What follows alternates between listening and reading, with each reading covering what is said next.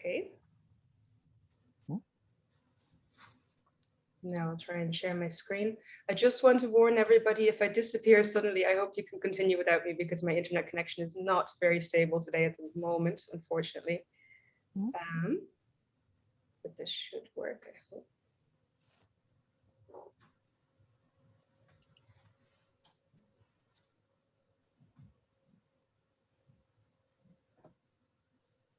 Okay.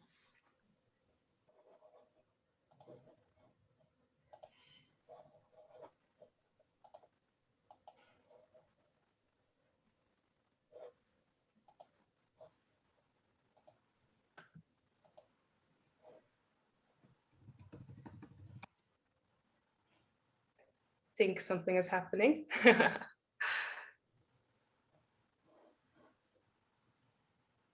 Okay, I think you should be able to see my screen now, am I correct? Yep. Okay, fantastic. So I'll start with a very brief introduction to this webinar. The webinar will start officially in about 2 minutes, but I'll briefly introduce just some basic house rules and what we're doing here for the next hour. So thank you all so much for joining, everyone. Thank you for your interest and also for the questions that you shared with us. They really made this webinar. That's what this webinar is based around. So our topic is corruption, humanitarian aid and development assistance. And it's kind of like a live Q&A session that will be moderated by Alexei Gartinski and by Yusuf Al-Mustafa. I'll hand over to them in just a minute. But here briefly, you can kind of have a look at who we are and what we do. So Trust Consultancy, which is hosting this webinar, is an independent TPM and M&E consultancy based in Gaziantep. We've been around since 2016, and our CEO and co-founder is Yusuf. And yes, so I'll leave the introduction of the speakers to Alexei, and I maybe will just draw your attention to some kind of housekeeping rules, if you will. So I would ask everyone, all the participants, to please keep your microphones muted during the presentation. We'll have some time for additional questions at the end, which you can post in the chat box. I'll let you know when we get to that stage. And as you probably heard from this automated message, the webinar is being recorded, and that is so that after the webinar, we can kind of send you a follow-up email with a link to the recording and any other resources that will be mentioned throughout the presentation or throughout the discussion. And yes, that's all from me. So I hope you enjoy the webinar. And I will try to stop sharing my screen if my computer allows, and I'll hand over. Thank you very much, Akufa. So maybe it will be good just to give you a background about this this webinar, how it came into mind. In fact, given that we are a third-party monitoring company based in Turkey and our works in the Middle East, many of the Middle East countries, we noticed that there are many types of corruption in the humanitarian and development organizations, and sometimes these things reach donors or international partners or even senior management at the national, local NGOs level, and nothing done. And sometimes some types of this corruption, sometimes it is intended by those who commit them, and sometimes no, they didn't know about it. Then we said, okay, it would be good to have this webinar just to raise awareness of corruption, different types of corruption, and then to dig more to see how we can reduce level of corruption in these organizations and in the sector in general. Now I leave it for Alexei to start introducing our guests. Then after that, we will have many activities today. Thank you very much. Unmute. Okay, well, thank you very much for the introductions, and welcome everyone, everyone whom I can see. Just before we start, so let us, I would like our main experts here, Phil and Malika here, to maybe introduce yourselves and say a couple of words who you are. And most importantly, what I would be interested to know, how you actually got involved in all the anti-corruption efforts. How did it happen that you became experts in it? So. Yes, thank you, Alexei. Should I start? Go ahead. Thank you, Alexei. Thank you, the organization, for hosting such important event. I'm Malika Aït-Mohamed Parent. I've been working in the humanitarian sector for 30 years now, and I've been very committed to the value of the humanitarian environment. And I was very naive somehow.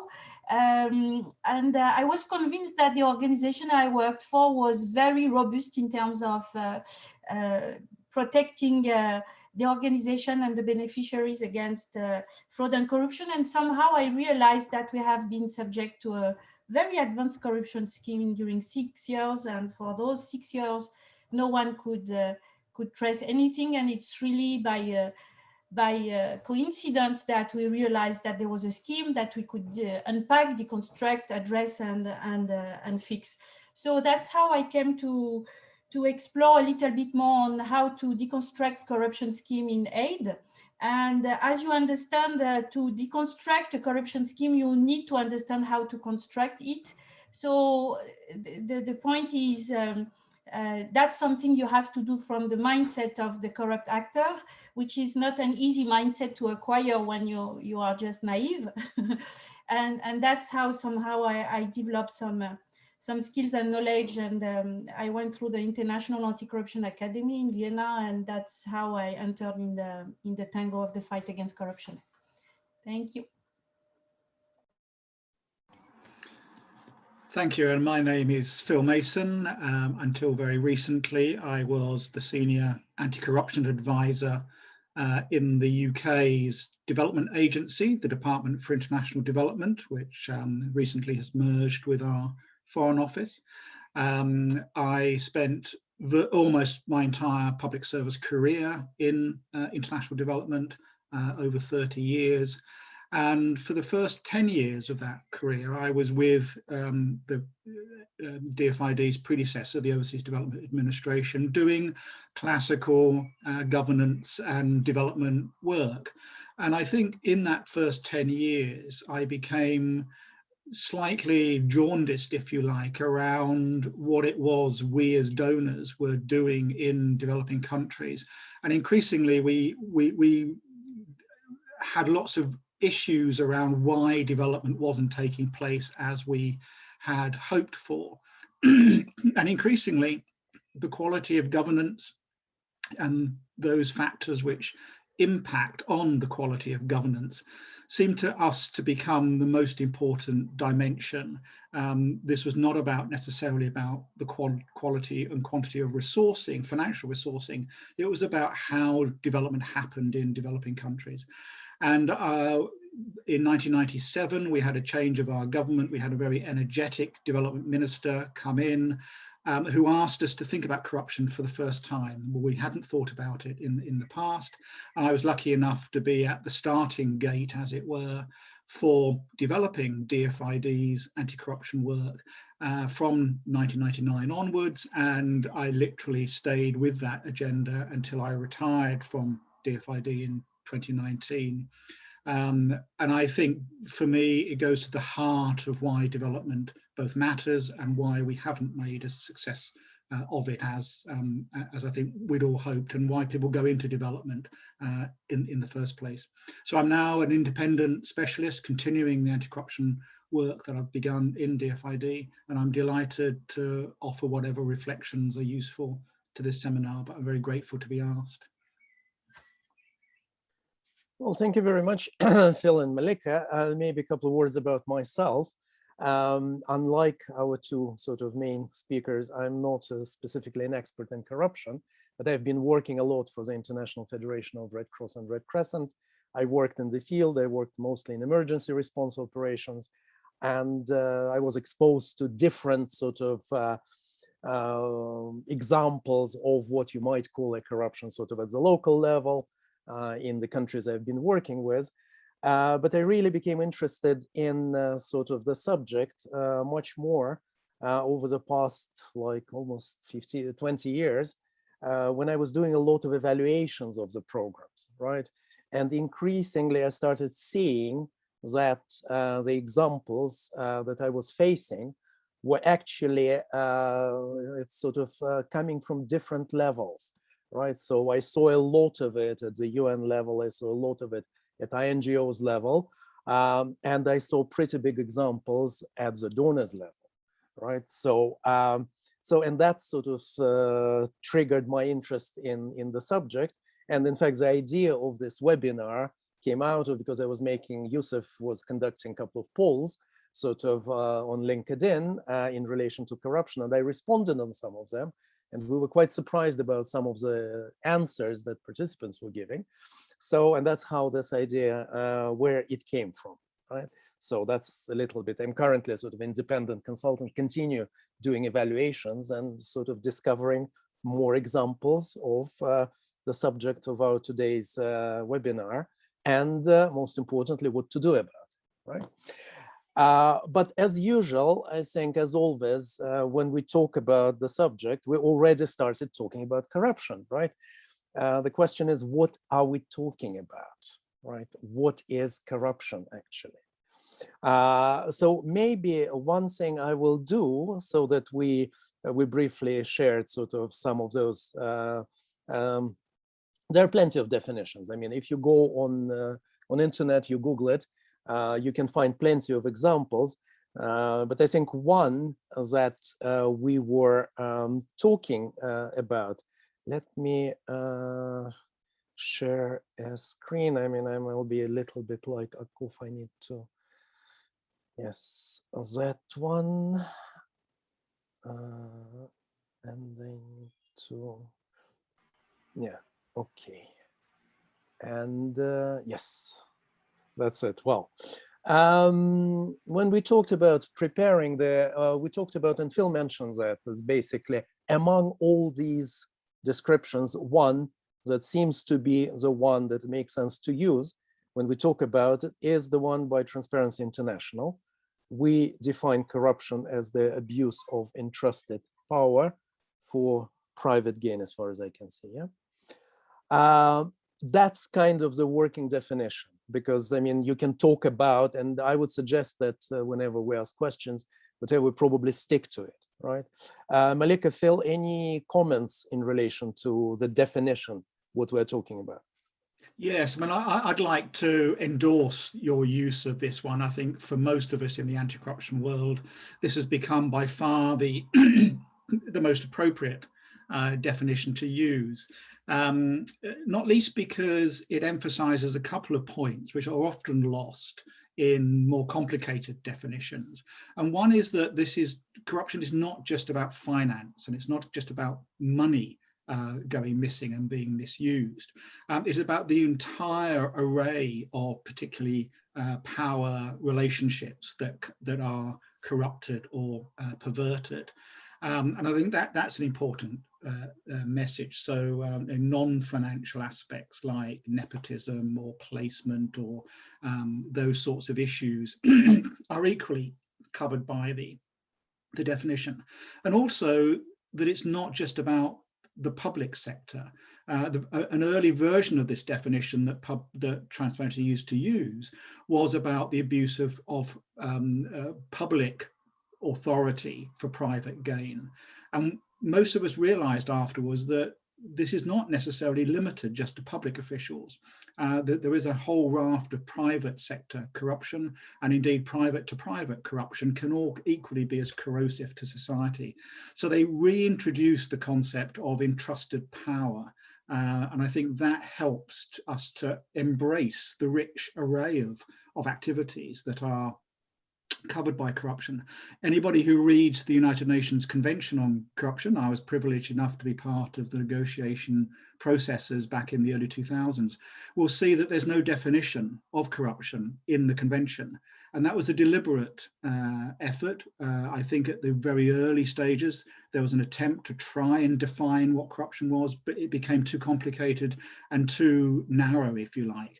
So I think those comments are just designed to emphasize that corruption has many, many faces, and one can have this sort of definition which helps us move on rather than constantly trying to refine a definition which doesn't really help anybody. Thank you. Yes, I would certainly support what Phil said. What I believe is important in our context as humanitarian worker is that corruption kills. We have seen a number of schemes where we know that because of the corruption scheme, people die. So this is not a moral commitment to fight corruption and to be in a regulatory framework and to be those who judge and sanction. But I think the main challenge for us is to appreciate the fact that in the humanitarian context, corruption kills, and addressing a better prevention against fraud and corruption, prevention and control, I mean prevent, detect, deter, sanction. It's a commitment to reduce the risk of getting people dying because of corruption. And I think we could spend hours in speaking about the definition of corruption, but the most important is you and me and colleagues and beneficiaries understand what does it relate to. And then we can go through a very pragmatic approach to design what are the risks, what are the schemes, and what can we do. That's what I would say when it comes to speak about corruption definition. Well, thank you very much. Since you mentioned actually one thing, you started talking about, Malika said, corruption kills in humanitarian sort of context. And one of the things, if you actually look at the origin of the word corruption from the Latin corruptio and whatever, and if you look at some of the definitions, just linguistic ones, one of them is the process of decay, when something is rotting, right? It's something that sort of is being destroyed from inside. So in a way, I think this is kind of an important point to emphasize. And in relation to the humanitarian field, I'll just add one thing. Again, I came across this phrase, corruptio optimi pessima, since we talk about sort of using Latin, which means the corruption of the best is the worst of all, right? So when people sort of tend to, in many places, as Phil was mentioning, sort of, yes, authorities, governments, yeah, people kind of know there is corruption there, then, but when it comes to like the people who are motivated by ideas to assist and help other people, the best in the way, when it happens there, it's the worst. So just a quick note about sort of the impact of corruption, which was, by the way, one of the sort of questions. And all the questions that I'm asking now, our colleagues, are coming from the list of all the participants. And I just use this opportunity to thank them all. Of course, I mean, there were so many questions that we couldn't cover them all, but some of them were grouped. So anything I'm going to ask is coming from now on, comes straight from participants, from your questions. Okay, we talked about the definition. Let me stop sharing the screen so I can see each of us again. How common, the next question, very simple. How common is corruption in humanitarian and development sector? There was one question that came a bit later when somebody said, does corruption really exist in humanitarian organizations? So how common is it? Yeah, Malika. Yeah, I think that we know that goodwill, as we get in the humanitarian context, is not a firewall against corruption. Greed is existing in the humanitarian and aid context. And if you look at the different schemes, and we can discuss the schemes in details if you wish, you would find the same schemes as in any other industry. And then you would have specific schemes in the aid context. I mean, abusing procurement system is something you would find in pharmaceutical industry, as in the gas and petrol industry, but it happens as well as target one in aid context. So yes, it does happen. If you look at statistics, Ban Ki-moon said in 2012 during a high-level accountability and transparency panel that 30% of aid is diverted to corruption. If I look at the statistics from DAC OECD, it makes 150 billion a year when it comes to development, and you can add a good 30 billion a year when it comes to humanitarian assistance. So it makes a good 30% of 180 billion. So to answer to the question, yes, it does exist. Is it complex schemes? Yes and no. There are complex schemes and simple schemes which coexist in an ecosystem of corrupt system. And it's about billion. It's not just about fraud on timesheet and fuel in the petrol book note. It's really happening, and we know only the tip of the iceberg. I would strongly agree with that. Our Anti-Corruption Resource Centre, the U4, hopefully many of you will have heard of the U4. I can send the details through the system.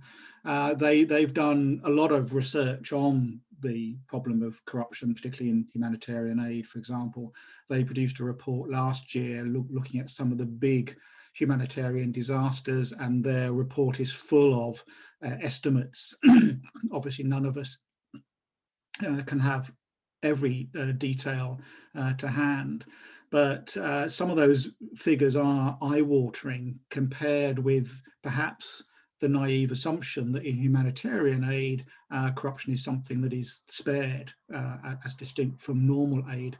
No, I mean, in many ways, humanitarian aid is a magnet towards that attracts corruption because of the specific circumstances, particularly the pace and speed at which activity needs to happen. So, for example, the Sri Lankan government estimated that something like $500 million was lost during the 2004 tsunami response, just I think in Sri Lanka. The Global Fund, to support Malika's data, the Global Fund in some of its programs has come up with a figure of somewhere between 30 and 67%. In other words, between a third and 2/3 of money is misused and reportedly misspent. The Auditor General of Sierra Leone in the Ebola response talked about 30% of funds not being able to be accounted for. So these are big numbers, and it affects everybody. It's not just small NGOs that kind of pop up in emergencies, which are particularly vulnerable. Even the Red Cross reported, again, in the Ebola crisis, it lost $6 million. There was a very public report on their losses in the Ebola scandal. But it's also not just a problem of developing countries. The U4 report also goes into the responses in the Katrina episodes in the US. And again, something like 16%, I read, 16% of the $1 billion of federal assistance in Katrina was apparently misused or misclaimed. And even in the UK, when we look at how our government has responded to the COVID crisis, we've launched lots of programs, particularly of grants to companies to keep their staff kind of paid for, even though they may not be able to work. That appears to have attracted eye-watering amounts of fraud, with companies, over-claiming for the number of staff they've got, or what we would call in developing countries ghost workers. So I think it affects everybody, and I think it's the context of a humanitarian disaster or a humanitarian catastrophe that somehow suspends many of the controls that we would normally look to apply, because of that kind of heartrending wish to be of assistance. And that's our downfall in many ways. And striking that balance between a rigorous response with all the controls that you'd expect against being able to be responding is a very fine balance to strike. The UK government has been criticised on many of its contracting processes because it took less time than would normally be done to vet some of the contractors. So I think it's it's an endemic problem. The humanitarian circumstances don't help a kind of robust approach. And I think that's why we see some of these eye-watering figures. Okay, well, thank you very much. It's like horrendous numbers. I mean, I was not quite aware of the scale when we started. Is there any difference? We talk a lot about, and that was one of the questions, is there any difference between corruption and humanitarian aid and development assistance. By humanitarian aid, we usually mean emergency response, and development assistance more like when a lot of money is going from one government to another, and on a lot of sort of infrastructure and long-term projects. Right? Any difference there? Yeah, maybe my observation is that the schemes are the same when it comes to targeting procurement, manipulating forex exchange transaction, kickback, bribery in checkpoint, double dipping in finance book of account, ghost list. You mentioned about ghost list, but it could be ghost list of beneficiaries, ghost list of volunteers, ghost list of staff. So the schemes are the same. The scope are different. And also it really depends of the volatility and the rapidity of financial transaction.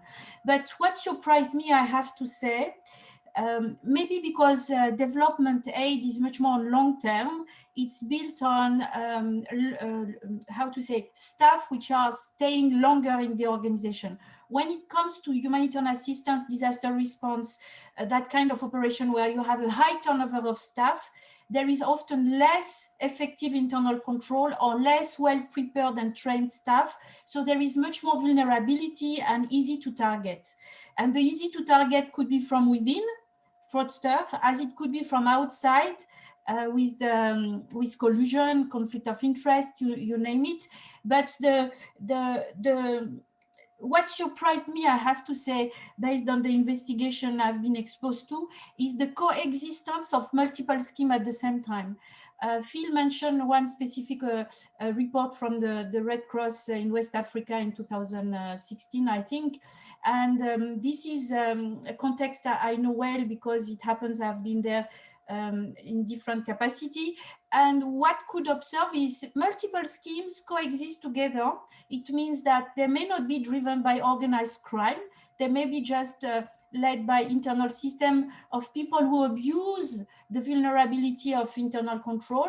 And they coexist, so they don't threaten each other.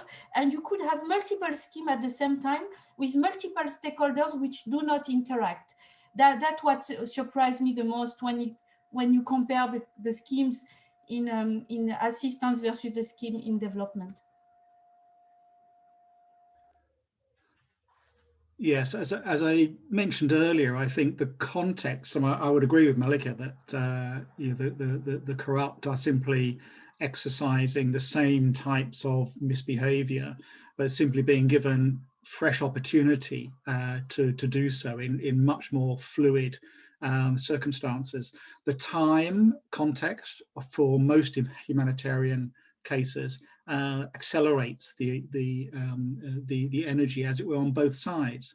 It's one thing to ensure that recipients are getting the relief as quickly as possible, but donors are under the similar sort of pressure, and they are operating in a context where their ministers back home, their public back home, to the extent that the public support a relief operation, they also expect that relief to be not tied up with what is often regarded as red tape, but is getting there quickly.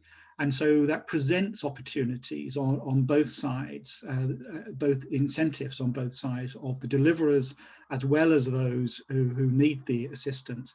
And to some degree, there can almost be a kind of silent conspiracy around not worrying too much about the leakage. So what if 30% disappears? If your public is throwing in huge amounts of money into a disaster area, that sort of proportion can often just feel like it's getting lost in the noise, so people don't pay much attention to it.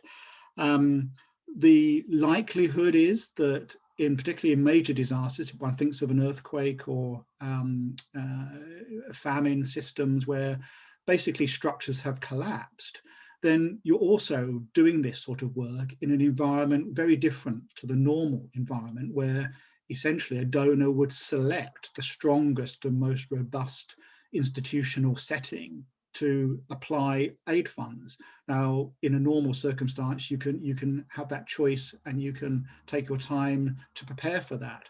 In an emergency, you can't, and therefore almost all the factors are going against the concept of rigorous control mechanisms, because the urge is to get activity out there.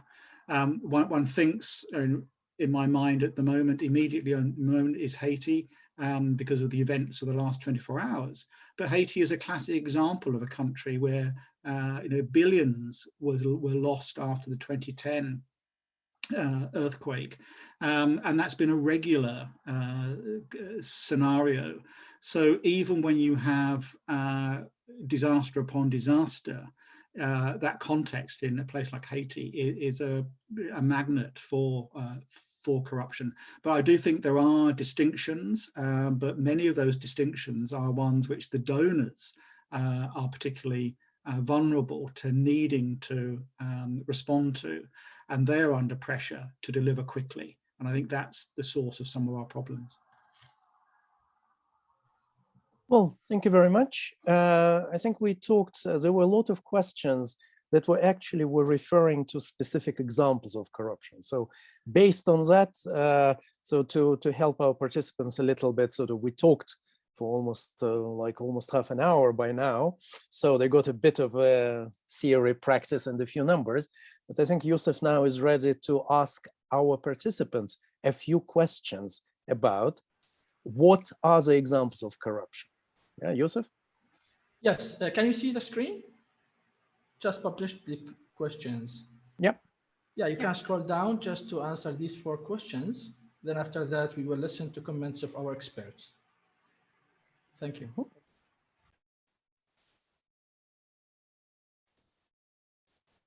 You need to vote for every question of these 4 questions.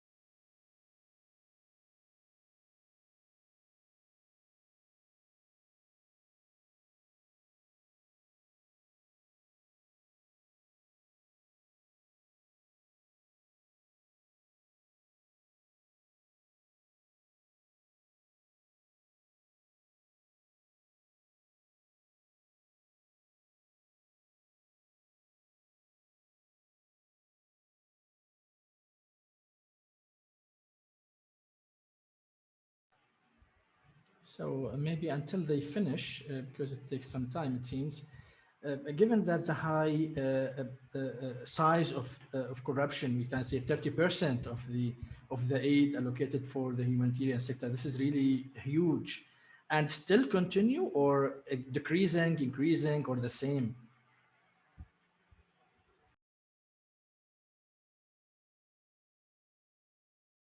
This is a difficult question, Youssef. I think more and more we are aware that there are corruption and corruption risk. More organizations are accountable for fighting corruption by developing prevention mechanism, control, and sanction. So the very first step is really to speak about it, to target the taboo, to stimulate conversation, to make training, to raise awareness, to do webinar as you do today, to stimulate a conversation, a frank and honest conversation with the colleagues, the practitioners, and the organization.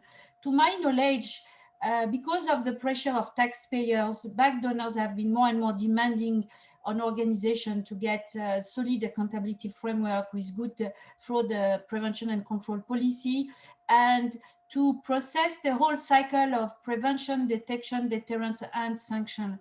Because what has happened, to my view, is that a wrong case, bad behavior have been identified, but there is this notion that people and their contract, they will leave and we forget them.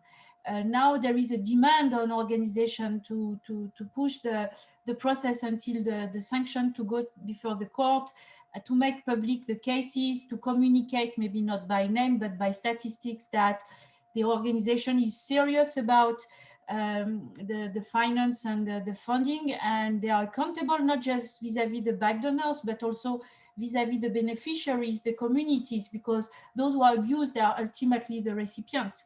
So I see a growing debate. So I really see a real intention and a sincere attention from organization to address the issue. And then who knows if it's less or more, but it's still a lot. Thank you very much. So this is the result from those who voted. We have 18 votes. Alexei? Yeah, well, thank you very much. Quite interesting. Oh, sorry. Yeah, quite interesting. I would just suggest that we can all see it. Phil and Malika, to start, sort of what's your take on the answers and all the situations? So should I start and you interrupt me, Phil, when you want to? Perfect. On the question of candidate, that's very difficult. This is a perception because this is a contractually designed system. So it may be lawful but awful. That has been a dilemma for many years in the humanitarian context, where local staff do not get the same global package as international staff. But technically, it is regulated through contract. So is it corruption? Technically, from a regulatory framework point of view, it is not, but it may be perceived as unfair, and it is somehow unfair. So it is a scheme that I would qualify as lawful but awful. That's on the question one. I don't know, Phil, if you want to comment. Yes, let's do it question by question. Otherwise, we'll get a bit confused. I think this illustrates, all the questions, in fact, illustrate the complexity of trying to determine what is corruption and what isn't, notwithstanding our kind of dismissal of a definite definition at the beginning, because all of these are practices that many of us will have seen one way or another. And I think it's important to distinguish in our minds between outcomes that we won't necessarily agree with, or ones which we think are unfair, as Malika said, and ones which represent a misuse of a power system to either a personal or a private gain. So this one, I mean, I think it's good that people have recognized that it's not, doesn't come across as corruption. Everybody can disagree that expatriates should or should not be paid more than local. But the issue here, and the corruption issue, will be, was the selection process fair and open? And that is where the corruption will come in, if there is to be corruption. And you know, one can often, for example, think of cases where expatriates have somehow benefited over local candidates simply through a wrong recruitment process, or a bad recruitment process where other influences have taken place. That will be where I would be looking to see where the corruption happened, not whether under a openly contractual situation. And of course, that post, the advert would have made it very clear that an expatriate would be entitled to these sorts of benefits. As long as it's open and transparent about the circumstances, then that is where that's the sunlight that disinfects the corruption issues. Is where those sorts of things are hidden would be the issues of corruption that I would see. So I think, I mean, I would certainly agree with the majority of the respondents here that this isn't a case of corruption. It may be one which we dislike, but it's not specifically a corruption issue, although it could be open to it, of course. Mm-hmm. Malika, do you want to go on to the second one? Yes, so on the second question, interesting. Technically, the evaluator should be independent and make his own evaluation. Then the management can make a management response, but cannot ask the evaluation to be changed. So, there is an ethical problem in the way the question is designed, indeed. And what is the give and receive deal by getting that. And the evaluation is codified by international standard, and the evaluator should have an independent view of his evaluation, and the management may have management response.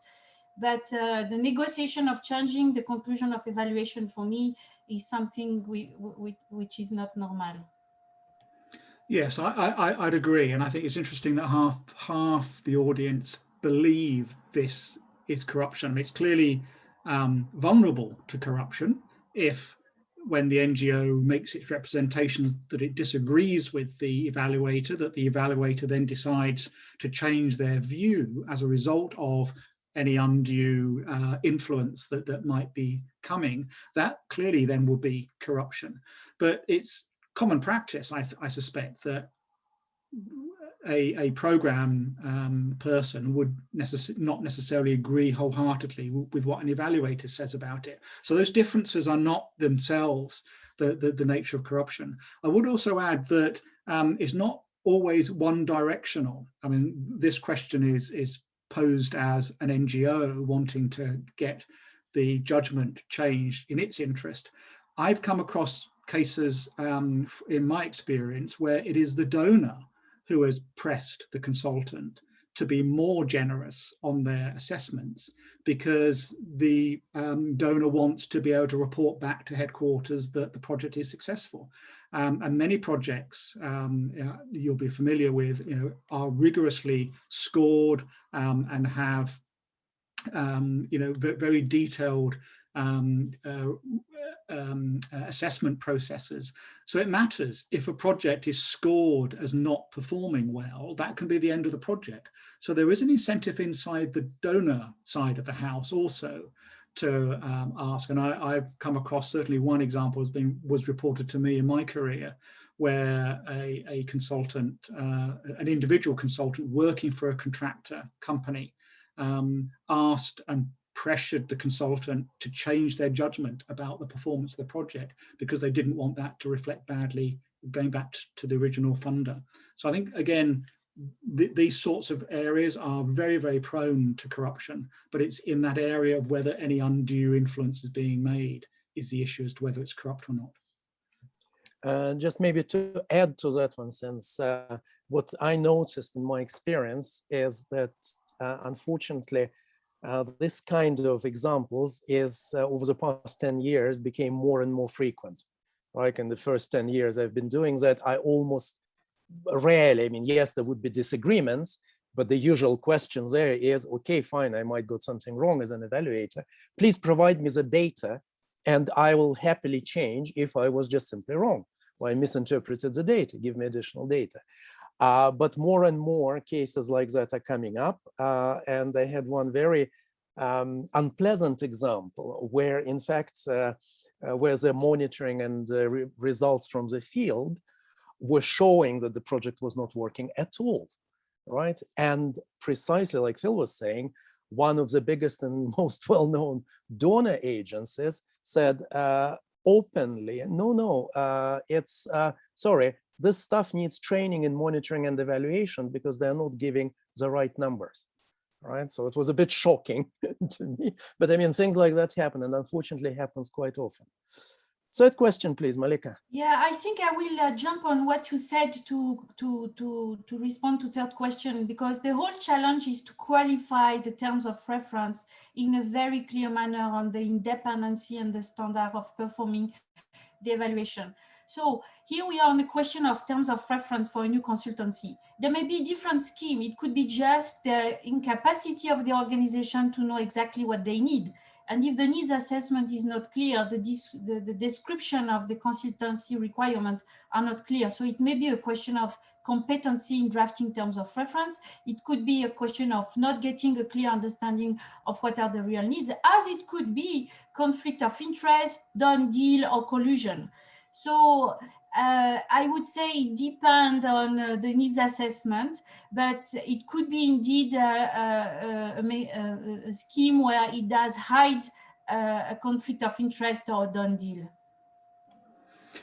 This is a really, really interesting one, because I think it goes to the heart of the scope for corruption. Clearly having very, very vague terms of reference. And particularly, I noticed this is for a consultancy, because one of the big red flags on all procurement is that consultancy agreements are particularly difficult to guard against corruption, because I mean, we're all familiar with kind of bribes being paid by a consultancy report, which somebody's been given 20 days worth of a fee for, and there is a one-page document, for example. So that's a familiar method for covering bribes, for example. Likewise, and this is more for procurement on services as distinct from consultancy. So for kit and equipment, we know that the opposite happens. In other words, the more specific the terms of reference are, the more they can be designed to exclude most competitors. So we're all familiar, all of us who have written terms of reference before for contracts have always been trained that you've got to make sure that you specify your needs in a way that don't over benefit one particular supplier. And again, we're all familiar with seeing terms of reference which are so specifically written that only one supplier could meet them. And again, that's another method. So this is a wonderful question in the sense that it illustrates that how you write the document in different circumstances, too vague can be a problem and too specific can be a problem. And I think particularly if one thinks around working in a humanitarian context where you've got hours to write these terms of reference rather than days to really finesse them and make sure everything's fine, you can quickly see how the writing of a set of terms of reference can be a cloak for all sorts of malpractice. Yeah, and I would say to complement that, the best way to mitigate the risk is to get a solid procurement process with segregation of duty, committee contract, vendor sanction. So there are ways to reduce the risk, but clearly drafting terms of reference is part of the toolbox of corruption risk. I'll just add that it's equally applies to recruitment. And sometimes, and particularly when you know organizations, sometimes it's almost funny and sad to see that just based on the job description, you can identify the person, right? So it happens. Question number 4, please. Okay, so it relates to procurement mechanism. It depends really of the bid system, the competitiveness, the transparency of the process, the written procedure in the given company context. Because for the past 3 years, maybe it was the best on the market. I really would say it depends of what the procurement guidelines tell us. Is the control system and the transparency of the system secured or not? And what does the market tell us in terms, is it a monopolistic situation? Is it one has to look at what the market look like and what the organization offer on the market. And the third point is what is the procurement mechanism in the given organization. So that's the 3 things I would look at. The market on its own, is it a monopolistic situation or is it a fair and transparent competitive market? And what is the procurement system in the given organization? Yes, I very much agree. This is very much not about the result of the outcome of the contracting necessarily being corrupt, but the circumstances and the process by which those contracts were being agreed. I mean, there's some fascinating work which my department, my DFID, began just before I left on a research program, which I can send the details through, because it makes fascinating reading, on looking at some of the red flags that you would expect to find in questionable procurement. And I think these are the issues that one would be looking for, not necessarily did the same bidder win all the time, but for example, this project identified 8 red flags, which make fascinating reading. But some of them will be familiar to anybody who's done procurement, whether the process was always a single bid exercise. That will be a red flag. If every one of those contracts that over these years this NGO has given have all been single tender with no other competitor, that will be a red flag and really suggestive of corruption. Other red flags tend to be whether the details of the contract are advertised well in advance. That there is according to the analysis, anything less than 14 days correlates very closely with corruption. So if the advert is only out for less than 14 days, there's a high likelihood that that contract is going to be a corruptly acquired contract. Similarly, if there's a longer delay than 14 days between the award of the contract and signature, that also is a red flag in the sense that it suggests there is some negotiation going on after the event for backhanders. Another one, for example, is whether the supplier is registered in a tax haven, for example. That would obviously be a red flag for many reasons.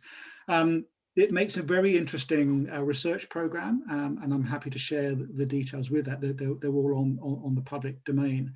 But I think those are the types of areas which we are becoming increasingly clear about as to what would signal bad practice and bad outcomes.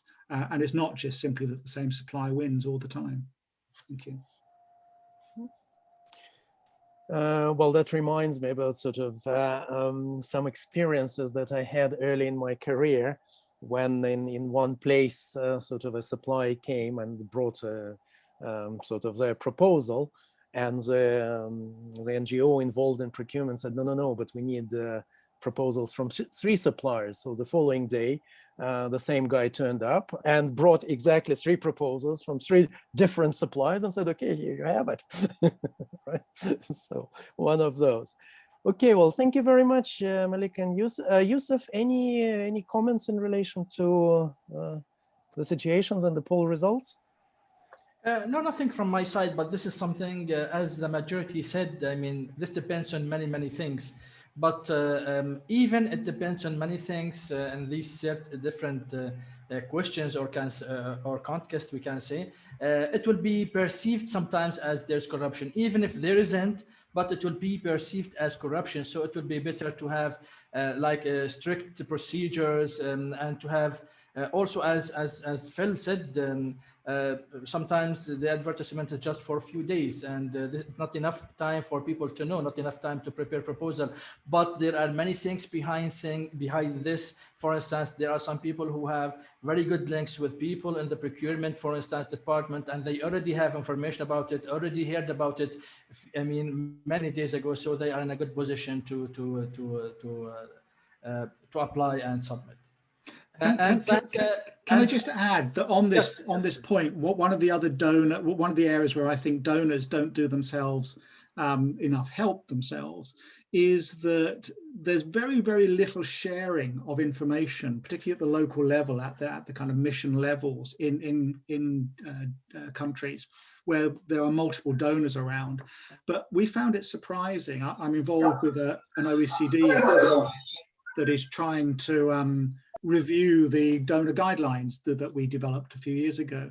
And donors themselves don't share that information around. If they've experienced a suspect supplier, or they've discovered that a particular supplier is suspect,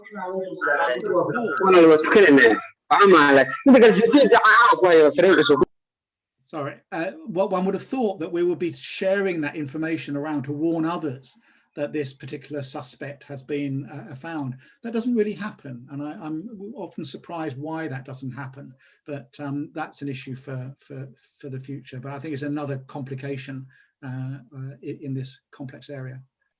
Yeah, maybe I would like also to add to what Yusuf said on the fact that what I observe is often organizations get the right policy somehow, but the policy are not known. by the colleagues. They are not understood. So the policy framework is one thing. The engineering of the policy is another story. And that's why it's so important to raise awareness, to make training, to make procurement process doing well, but also to raise awareness on fraud risks, corruption risks, risk management. And I have seen some of the question on the training element. Maybe Akofa, if you could drop on the chat box the reference of the Transparency International training on fighting corruption in aid. It's in multiple languages. It's free and it's on the website. This is an easy go to start to read it. It's better to get dialogue with colleagues. I think there are multiple, there is hesitation by organization to make a working session on corruption. And I've seen colleagues telling me, don't use the word corruption because it means that we are corrupt. Speak about enhancing a culture of transparency. Okay, let's enhance a culture of transparency, but to name a cat when there is corruption, there is corruption. It's not just lack of transparency. So, and let's use, for instance, the 9th of December is the International Anti-Corruption Day.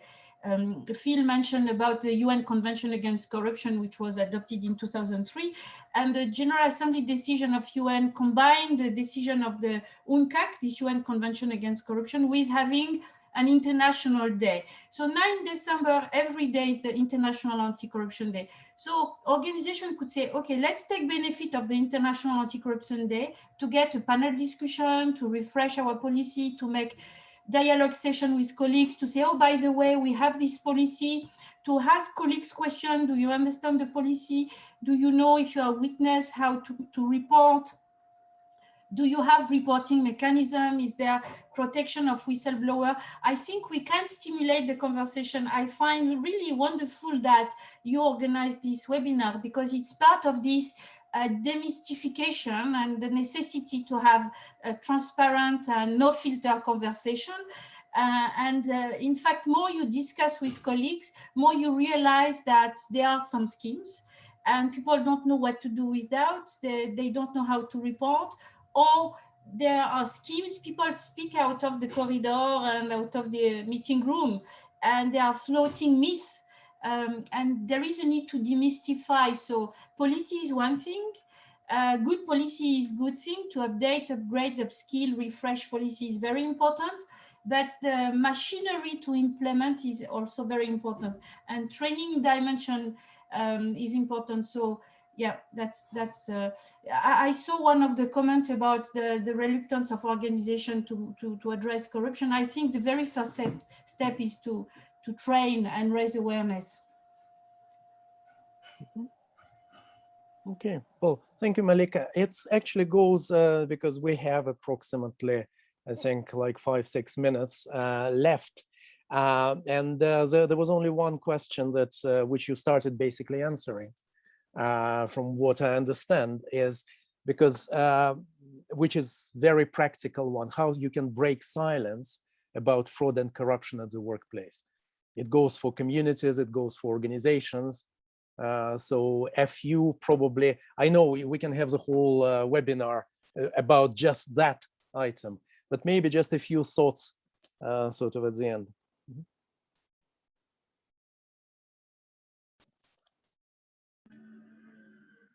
Malika, you're on mute. You're on mute, Malika. Oh. Shall I, while Malika sorts this out, let me start. I mean, I mentioned earlier the OECD, the donor group on anti-corruption in the OECD developed 5 years ago a set of guidelines for donors to what we would call them the integrity guidelines to think about how donors themselves can do these things better. We're currently reviewing those, so it's fresh in my mind. But I think one of the big issues that donors face is that concern around how you can encourage staff to report their concerns about corruption that they may well be seeing. There are too many disincentives currently that dissuade members of staff to think about reporting. It's been said to me many times over my career from people in country officers who have reported corruption problems, that when internal audit descend on them and scrutinize them, it becomes such a painful process that their reaction would be, if we ever came across this again, we probably wouldn't report it because it's just such a painful process. So I think there are ways that donors need to think about how they encourage a climate of willingness to support. This is not just about whistleblowing mechanisms. We probably don't need those if you've got a climate of concern where staff are readily willing to report these. And there are different ways in which that may be helpful. I mean, certainly the German system has what I think they call ethics officers, who are kind of sitting outside the main line management chain, and they have become a kind of shoulder for staff to report their concerns. And particularly, I think we're thinking here about ethical dilemmas. It's not just about whether something is clear cut. Often something may not appear, as our whole discussion has suggested. It may not be clear whether it's corruption or not, but we don't really have too many mechanisms which allow staff quietly to explore that with somebody else in the system before coming to a conclusion. People are forced either to kind of put their head above the parapet and report, and that may lead to all sorts of complications further down the line. So I think that's where we as donors, need to think more about how we encourage the reporting of these sorts of things in our systems themselves. I'm back.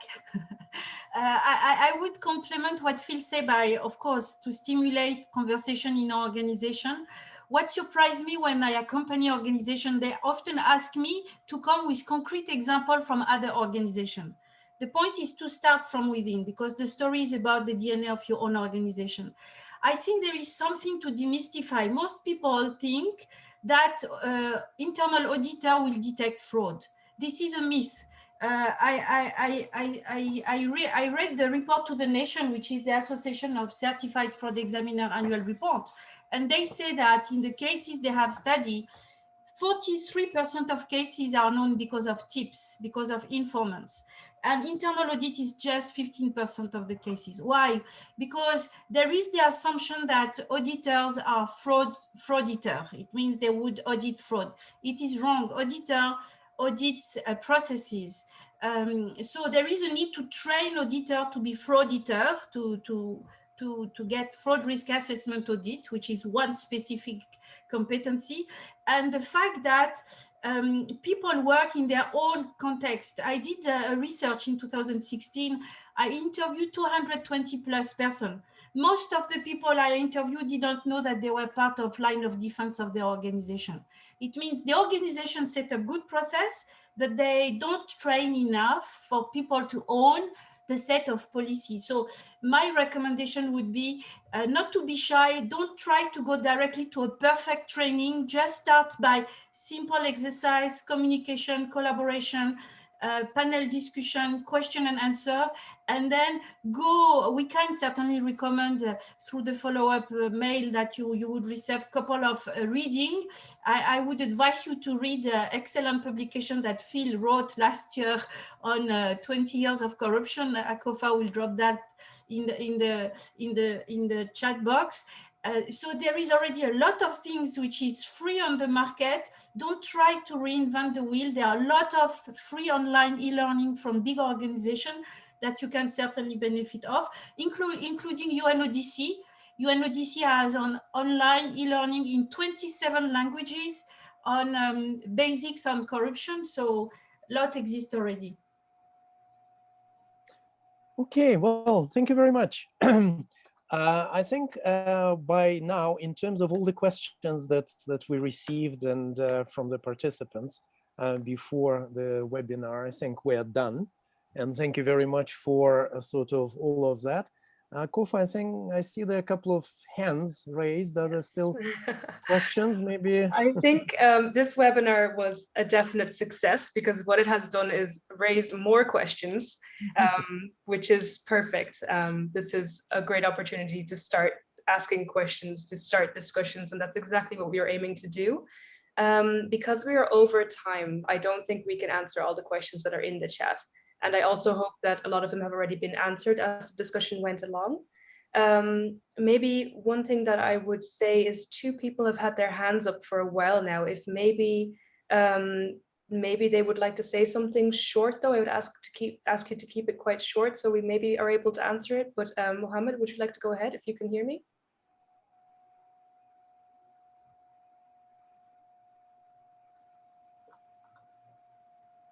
Okay, I think the window is gone. Or Abdi Wahad, if you're there.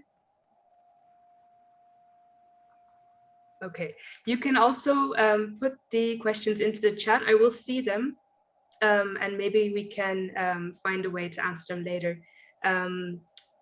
There's a question from Tope. Yeah. And thank you so much, colleagues that have been moderating. It's been a very useful moment. Wonderful session indeed. I'm just going to ask way that trust with framework for research on corrupt and sharp practice in humanitarian cycle, because I know that each country has its own statutory or legal approach to corruption, and each country might differ from one another.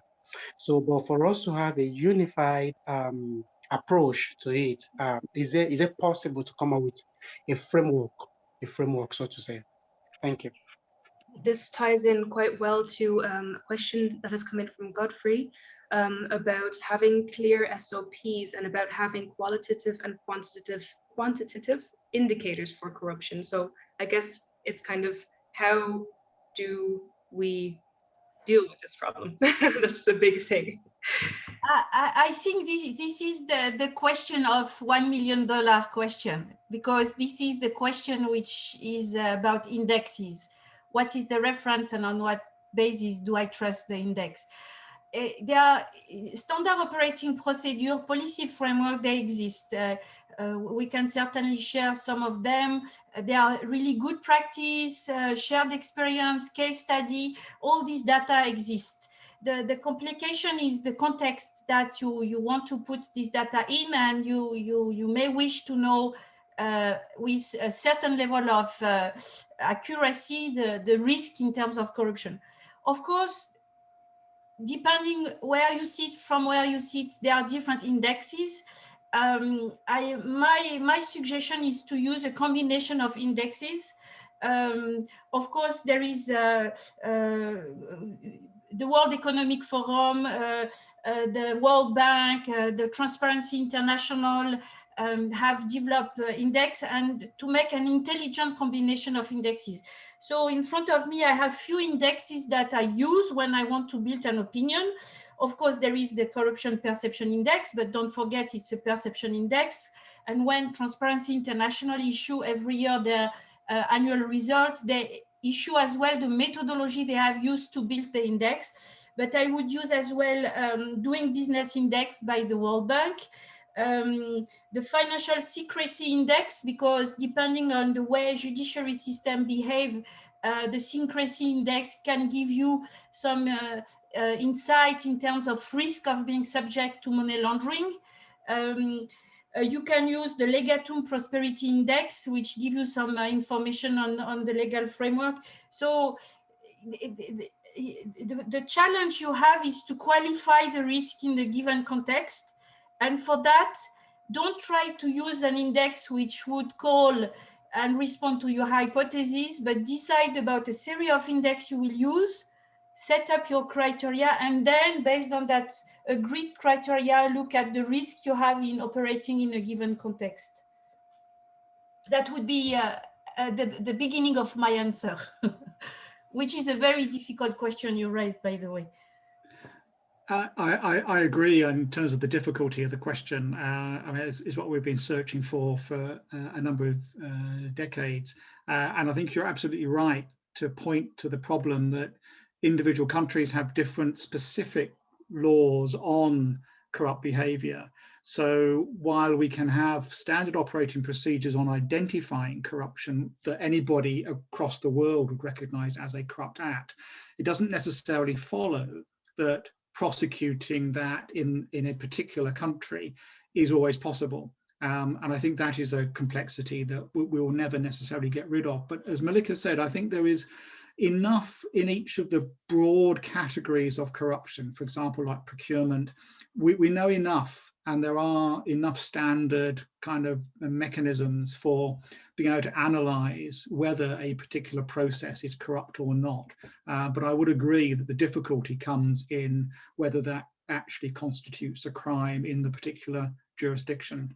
I fondly remember an African country which posed this problem to us many, many years ago, when we discovered that basically 25% of the national budget of that country was voted by Parliament to the president's, basically the president's private office, for which the law said there can be no accounting for that presidential fund.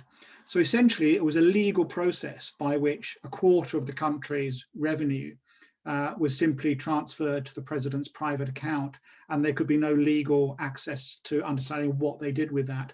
Now, that was entirely legal. Was it corrupt or not? Well, in many definitions, that would be corrupt because it goes against all ethos of transparency and formalism and accountability, et cetera, But according to the laws of the country, it was entirely within the legal framework to do that. So I think it illustrates some of the complexities that we'll always have to deal with. So apologies for ending on that kind of rather unsatisfactory note. I have an opportunity to end on a nicer note. I'll just one last question to both of you. Because we have so many questions and because we don't have the answers, is there anything that you would recommend that our listeners would read, like must read book, something that you say this will help you on your way? If I can start, this is the book I would recommend. I think, Akofa, you will drop the details in the chat box. This is a former investigator from Serious Fraud Office in UK, Oliver May, who went to work for Oxfam and wrote the book he would have liked to get when he came in the organization. It is a very pragmatic publication where you don't read it in a linear manner, but in a thematic manner. It is really matching the aid and humanitarian context, and it is written with the mindset of an investigator from law enforcement environment, so who understand the requirements. I think he left Oxfam since then, and the gentleman is now in Deloitte in Australia, a forensic investigator. That's really a book I do recommend. If you buy one book, this would be this one. Thank you for the question, Akofa. Yeah, I guess if I'm speaking probably to most of the folk on the line at the moment will be dedicated anti-corruption specialists and experts already. But if there's one book that I would suggest for anybody who wants to get into the anti-corruption world, it's the one that got me into it 30 years ago.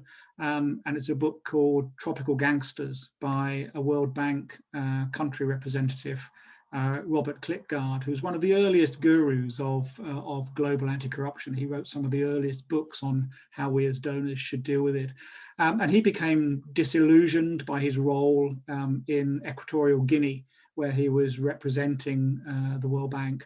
And he saw how the government just played the donors around to their own satisfaction. We felt we were always kind of on top of everything, and yet he describes how the corruption was happening once the World Bank and the IMF folk had got on the plane to go off after their monitoring missions. And that, I think, really illustrates the practicalities of what we're up to. Another piece I would recommend, which is an academic literature, piece of literature, is an article by a famous Swedish academic called Bo Rothstein, who challenged us as kind of governance advisors to think around how we were approaching corruption in the first place. we tended to think about it as a technical problem, and we were inventing all sorts of technical anti-corruption interventions. And yet his research on how his own country, Sweden, emerged from a very corrupt country in the 17th and 18th centuries to the kind of non-corrupt, if you like, today, was by a very indirect journey. Almost none of the reforms that have buttressed Sweden were actually anti-corruption reforms. There were other parts of the infrastructure which made public service open and transparent, and procurement open and transparent, those sort of things. So he calls it the indirect approach. And I think that is a constant challenge to us as donors, that when we focus on anti-corruption interventions, we probably may be missing the target, and some of these longer term issues are much more important. But he does point out that it took 70 years for Sweden to make that transformation. And when you're a donor looking at 3-year projects, that doesn't bode very well for us. So apologies to get back onto the downbeat message. Perhaps you can then get us back onto an upbeat message. Thanks, Akofa. Okay, well, thank you very much, everyone. I don't think we were planning another poll, but I think we will probably skip that in terms of sort of, we were thinking about asking the question, which direction to go next, how to continue this, the beginning of the discussion. But I think we will probably, we can do it sort of later on, because there are a number of technical and practical questions, and sort of we'll see what's the feedback. And I think Akofa and Yusuf sort of together will figure out what to work on. So on my part, I learned a lot. I mean, I found out a lot of interesting sort of details. Looking forward to reading the books. I hope all the others sort of benefited from it. Thank you very much, Malika. Thank you very much, Phil, for your contribution. Thank you very much, Yusuf and Akofa, for organizing all of that. If you have any final words on behalf of the Trust Consultants. Yeah, thank you very much, everyone, for this very interesting session and webinar. I'm sure that it was very rich, really. So for coming webinars, in case you can vote for any topic you think is very important, please just say. And now I leave it maybe for our speakers to say their last words, maybe what we'd like to say to our audience, few words, and after that Akofa will close it. Thank you very much, Alexei. Really very interesting topic. Thank you, Youssef and Akofa, for organizing and hosting such event. I think it's a courageous step in the humanitarian community. Thank you, Alexei, as well, for helping us to build that. And I very enjoy the conversation with Phil. I think thanks go to the participants, because they are the hero who are fighting corruption on the front line. I think that don't stay alone. Keep contact with the organization and with the network. I think it's a network challenge. That's not something that can be addressed just with goodwill and a personal set of competency.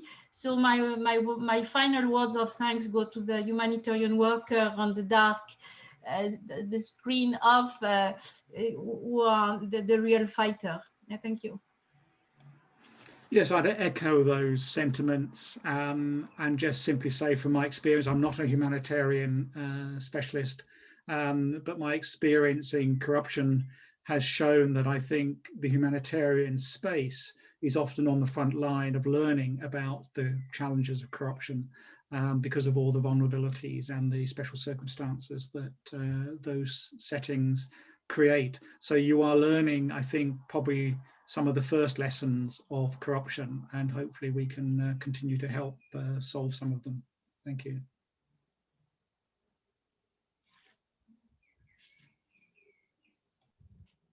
Okay, so then Alexei, did you want to say something else? No. Okay, well then I will say thank you again to everybody.